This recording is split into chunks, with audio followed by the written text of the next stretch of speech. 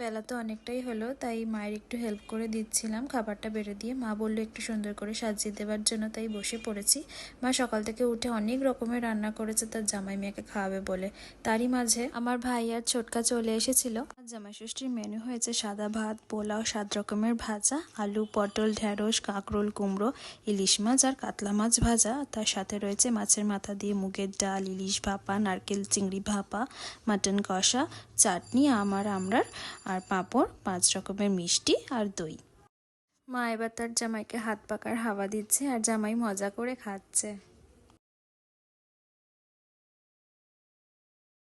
কেমন খাচ্ছ বলো ভাই, কেমন খাচ্ছিস? এখনো শুরুই করেনি ও ঠিক মতো। কি মজা না? হ্যাঁ, কি ভূতের রাজা দিলে পরে